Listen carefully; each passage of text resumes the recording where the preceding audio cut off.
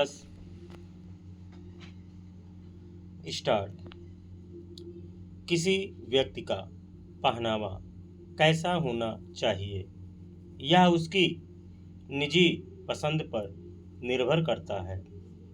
इसके बावजूद लड़कियों और महिलाओं के परिधान को लेकर अक्सर विवादित टिप्पणियां की जाती हैं, जो सामाजिक विमर्श का हिस्सा बन जाती हैं। सवाल है कि क्या कोई किसी के पहनावे को नियंत्रित करने का अधिकार रखता है, या फिर यह समाज की पुरुष प्रधान सोच को जिंदा रखने के प्रयास को दर्शाता है। किसी लड़के या पुरुष के वस्त्र को लेकर तो कभी कोई सवाल नहीं उठाया जाता है, तो फिर लैंगिक आधार पर यह भेदभाव क्यों किया जाता है?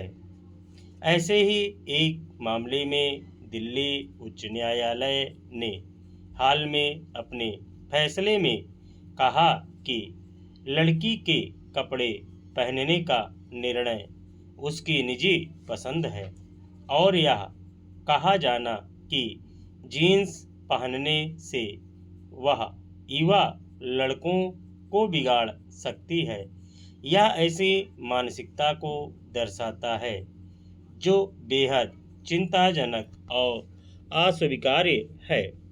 जाहिर है कि इस धारणा को सामाजिक स्तर पर खत्म करने की ज़रूरत है।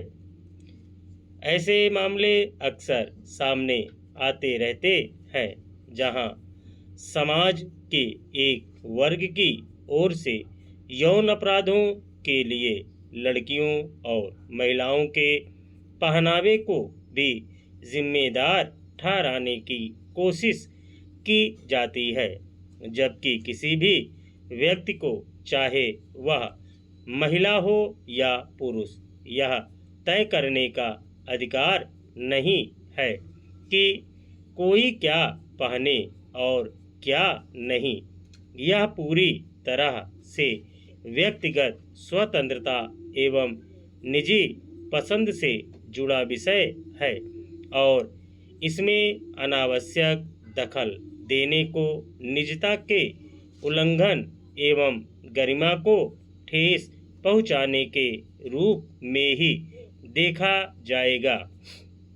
अदालत ने भी स्पष्ट कहा है कि कोई लड़की या महिला क्या पहनना चाहती है यह उसका व्यक्तिगत निर्णय है, न तो पड़ोसियों, न समाज को, और न ही किसी मामले में आरोपी या उसके वकील को सवाल उठाने का अधिकार है।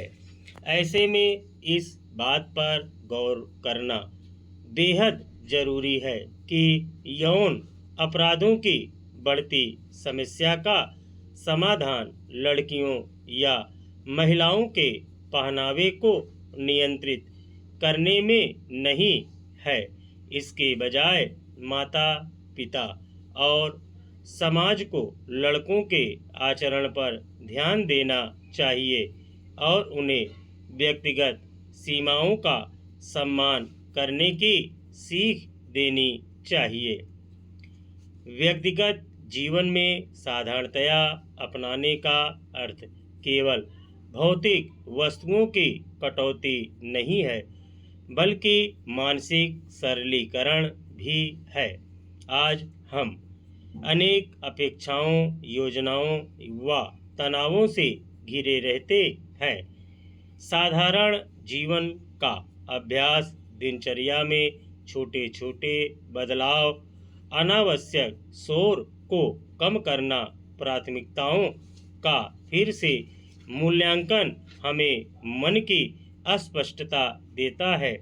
सुबह की थोड़ी सैर, मोबाइल का समय सीमित करना और भोजन के समय पूरी तरह उपस्थित रहना, ये कदम भी जीवन की गुणवत्ता बदल देते हैं।